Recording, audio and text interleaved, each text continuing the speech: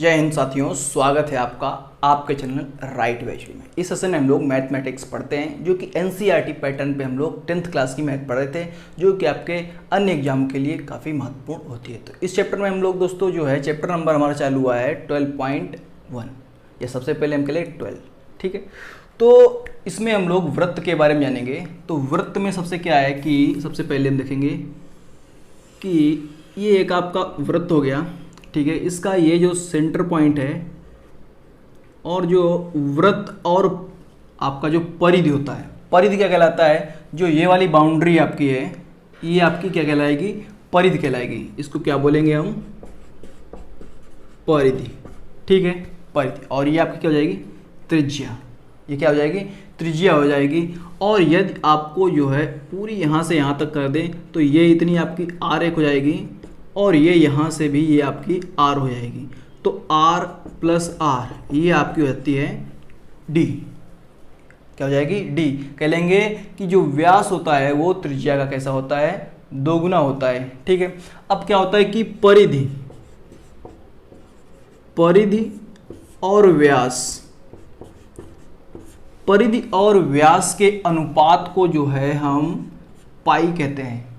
सबसे पहले ध्यान देना है दोस्तों, परिधि और व्यास, परिधि और व्यास के अनुपात को हम क्या कहेंगे, पाई कहेंगे, ठीक है। अगर दोस्तों ये वाली वीडियो नहीं देखी आप लोगों ने तो आई बटन पे क्लिक करके इसको देख सकते हैं, पाई के पूरा रहस्य, ठीक है। तो अब देखिएगा यहाँ से परिधि बराबर अगर हम फार्मूला निकालते हैं तो क्या आएगा, पाई गुणे व्यास, पाई गुणे व्यास या पाई गुणे डी, पाई गुणे डी। या फिर इसको हम कह सकते हैं पाई गुणे डी की जगह पे हम क्या रखेंगे, 2r रखेंगे। तो हमारा इस प्रकार से परिधि बराबर, वृत्त की परिधि बराबर क्या जाएगा, 2 पाई r। परिधि को दोस्तों जो है हम परिमाप भी बोलते हैं। क्या बोलते हैं, परिमाप बोलते हैं। तो यदि आपके किसी वृत्त की त्रिज्या r है, कितनी है, r है, तो ये वाली जो दूरी हमारी होगी, देखिएगा जो ये दूरी हमारी है ये टोटल कितनी दूरी होगी, 2 पाई r होगी, 2 पाई r होगी। इसी को हम परिधि और परिमाप भी कह सकते हैं। इतना समझ में आप दोस्तों लोगों को आया होगा। अब हम चलते हैं क्षेत्रफल के बारे में, कैसे आप लोग जो है क्षेत्रफल निकालेंगे। यदि आप लोग कोई भी अभ्यास को प्रारंभ करते हैं तो उस प्रारंभ करने से पहले जो फार्मूले होते हैं, यदि हम लोग फार्मूलों को ड्राइव कर लेते हैं किसी प्रकार से कि वो फार्मूले कहाँ से आए हैं, इतना जान लेते हैं, तो हम लोग जो आगे की हमारी एक्सरसाइज आएगी वो बहुत ही आसानी से आएगी। तो हम लोग अब जानेंगे कि क्षेत्रफल कैसे निकालते हैं। तो सबसे पहले हम साफ कर लेते हैं, सारे जहां से अच्छा हिंदोस्तां हमारा हमारा हमारा। तो दोस्तों अब हम लोग क्या देखेंगे, वृत्त का क्षेत्रफल, वृत्त का क्षेत्रफल।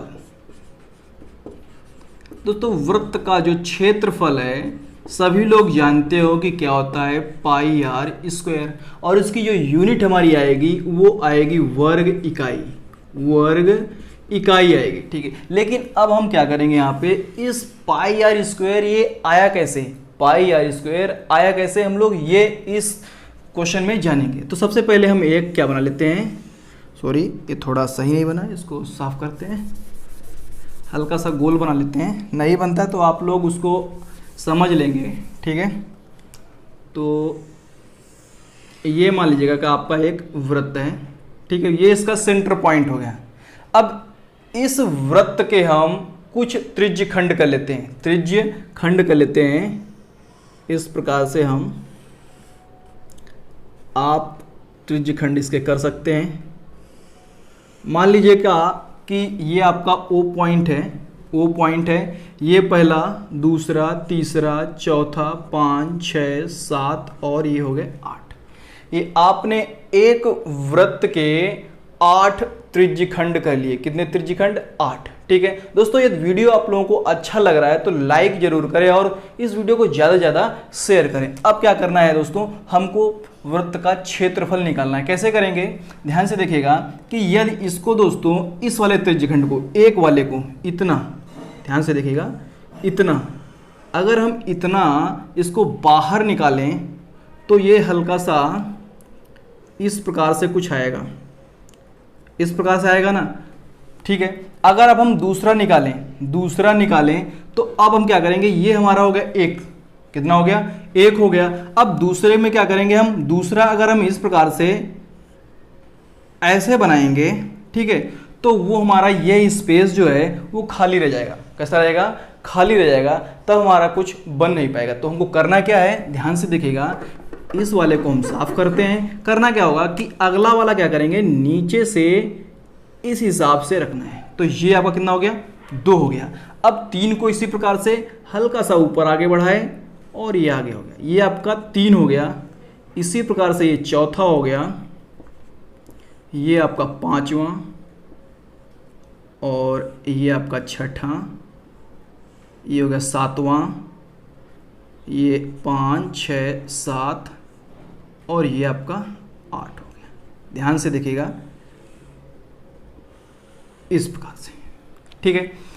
आप इसके और भी त्रिज्यखंड कर सकते हो, त्रिज्यखंड इसको और भी कर सकते हो। आपकी जो बुक है उसमें शायद 16 दिए हुए हैं, लेकिन मैंने यहाँ पे केवल 8 ही किए हैं, ठीक है। तो अब देखिएगा ध्यान से, जो ये दूरी है, ये दूरी है, ये क्या है, हमने इसकी त्रिज्या मान ली r। क्या मान ली, त्रिज्या r मान ली। तो जो ये दूरी है, ये भी आपकी यहाँ से यहाँ तक कितनी दूरी रहेगी, r रहेगी। अभी मैंने इसके पिछले जो क्वेश्चन या कह लें कि टॉपिक जो पढ़ाया उसमें बताया कि जो वृत्त का परिमाप या जो परिधि होती है वो क्या होती है, वृत्त का परिमाप क्या होता है, 2πr, ठीक है, 2πr होता है। तो ध्यान से देखिएगा दोस्तों, जो यहाँ से यहाँ तक की दूरी है, यहाँ से यहाँ तक की दूरी अगर हमको पता चल जाती है तो ये हमारी दूरी पूरी थी कितनी, 2πr। अभी बताया कि यदि हम एक चक्कर लगा लेते हैं और उस वृत्त की जो त्रिज्या है वो r है, तो ये दूरी हमारी कितनी होगी, 2πr होगी। तो ये दूरी हमारी कितनी हो जाएगी, 2πr हो जाएगी। कितनी हो जाएगी, 2πr हो जाएगी। लेकिन ये 2πr नहीं होगी। ये 2πr कब होगी, जैसे मैंने अभी बताया था कि यदि इस प्रकार से इसको ऐसे करते हैं और फिर इसको बढ़ा के इस प्रकार से करते हैं, ऐसे बढ़ा के यदि हम जो है आगे तक इसको ले जाते हैं तब हमारी होती कितनी, 2πr। लेकिन हमने क्या किया कि इस स्पेस को हमने इसी में भर दिया है। तो ये 2πr क्या होगा कि 1 में 2 आ गए, 1 में कितने आ गए, ये वाला आपका इतना हिस्सा मतलब 2 आ गए। तो इसका मतलब ये दूरी कितनी हो जाएगी, आधी हो जाएगी, 1/2। तो दूरी कितनी हो गई, πr²।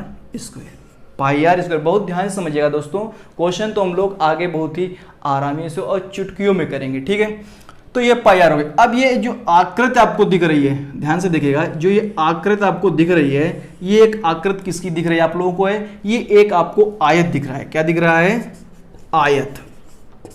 तो यदि हम आयत का क्षेत्रफल निकाल लेते हैं, क्या निकाल लेते हैं, आयत का क्षेत्रफल। तो आयत का क्षेत्रफल क्या हो जाता है कि लंबाई गुणे चौड़ाई, लंबाई गुणे चौड़ाई।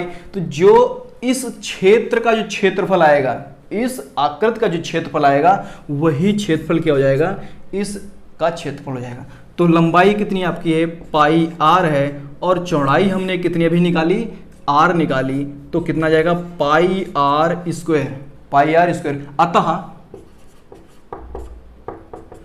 वृत्त का क्षेत्रफल, अतः वृत्त का क्षेत्रफल कितना हो जाएगा, πr²। πr²। और इसका जो मात्रक हमने बताया क्या होता है, वर्ग इकाई होता है। तो आशा करता हूं दोस्तों ये आप लोगों को समझ में आया होगा। एक बार फिर से बता देता हूं कि सबसे पहले मैंने बताया क्या कि आप लोगों को पता ही है कि वृत्त का जो क्षेत्रफल होता है वो होता है πr², जैसा कि आप लोग बोर्ड पे देख रहे होंगे।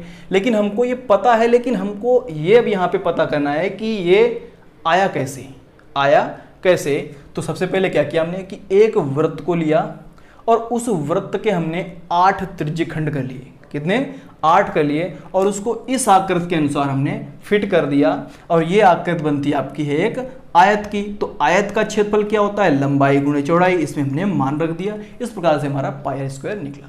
अब चलते हैं हम लोग 12.1 पे। 12.1 पे चलते हैं और कुछ क्वेश्चनों को हम लोग देख लेते हैं, ठीक है।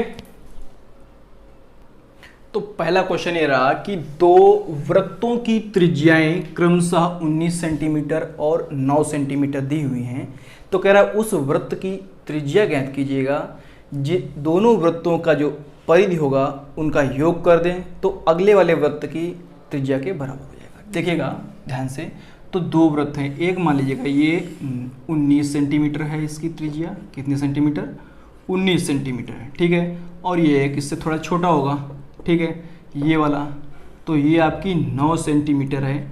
अब अगला वृत्त जो आपका इस प्रकार से थोड़ा इन तीनों से बड़ा बनेगा, इसकी त्रिज्या आपको ज्ञात करनी है, ये 8 सेंटीमीटर, तो इसकी हम त्रिज्या मान लेते हैं 8 सेंटीमीटर है। ध्यान से देखिएगा, और इन दोनों का जो परिधि का योग है, परिधि का योग है वो इसके समान है। दोस्तों ये फिगर को जो है ध्यान से समझिएगा, फिगर में कुछ नहीं है, ठीक है, मैंने केवल ऐसे ड्रॉ कर दिया है, जरूरी नहीं कि आप फिगर बनाइए, लेकिन यदि फिगर बनाते हैं तो एग्जामिनर पे इस पर प्रभाव पड़ता है। तो ध्यान से देखिएगा, तो कह रहा है यहाँ से देखिए कि उस वृत्त की त्रिज्या ज्ञात की जिसकी परिधि इन दोनों वृत्तों की परिधि के बराबर है। तो सबसे पहले ये आकृति 1 और ये आकृति 2 और ये 3 हो गई, तो परिधि का योग बराबर क्या हो जाएगा, 2 पाई r1 प्लस 2 पाई r2, ठीक। तो 2 पाई r1 आपका है 19, तो 19 प्लस 2 पाई r2 आपका दिया हुआ है इसका 9, और ये आपका मान लीजिएगा कि बड़ा वाला वृत्त होगा, तो इसकी हमने क्या हो जाएगा 2 पाई r। अब ध्यान से देखिए 2 पाई कॉमन ले लेंगे तो 19 प्लस 9 हो गया, और यहाँ से 2 पाई r। ध्यान से देखिए ये 2 पाई से 2 पाई कैंसल, और ये 19 और 9 कितना हो गया 28, तो ये आ गया 28 सेंटीमीटर। तो जो ये वाला वृत्त होगा उसकी त्रिज्या कितनी होगी, 28 सेंटीमीटर होगी। ज़्यादा बड़ा सवाल नहीं है, केवल और केवल 4 लाइनों का है, केवल और आपको समझना है। ये आपके 3 फिगर बन गए, आप लोग इनको भी बना सकते हैं। क्वेश्चन नंबर हम लोग दूसरा भी देख लेते हैं साथ ही साथ में। तो ये रहा दूसरा क्वेश्चन, दो वृत्तों की त्रिज्या क्रमशः 8 सेंटीमीटर और 6 सेंटीमीटर है। सेम क्वेश्चन दोस्तों अगली तरीके से है, लेकिन इसमें क्या है, इसमें आपका क्षेत्रफल दिया है, क्या दिया हुआ है, क्षेत्र, उसमें क्या था, परिमाप था, ठीक है। तो देख लीजिएगा कि आप उसी प्रकार से फिगर बना सकते हैं। एक ये आपका 8 सेंटीमीटर का हो गया, एक 6 सेंटीमीटर का हो गया, आप जो है इसको बड़ा करके बना सकते हैं, और जो एक दूसरा होगा वो आपका थोड़ा बड़ा होगा, उसकी हमने r मान ली, ठीक है। तो मान लो कि माना बड़े वृत्त की जो त्रिज्या है वो कितनी है, 8 सेंटीमीटर है, कितनी है, 8 सेंटीमीटर है।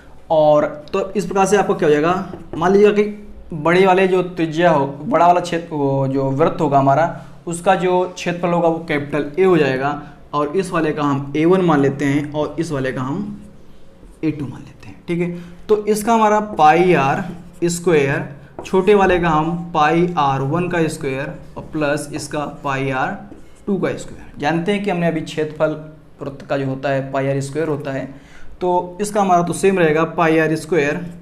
यहाँ से अगर हम पाई का मान ले लेते हैं, तो यहाँ पे r1 का स्क्वायर प्लस यहाँ पे r2 का स्क्वायर। यहाँ पे अब हम जो है पाई से पाई को हम कैंसिल कर सकते हैं, तो अब हम r1 और r2 का मान रखते हैं। r1 का मान हमारा है 8 का स्क्वायर, r2 का मान है 6, ठीक है।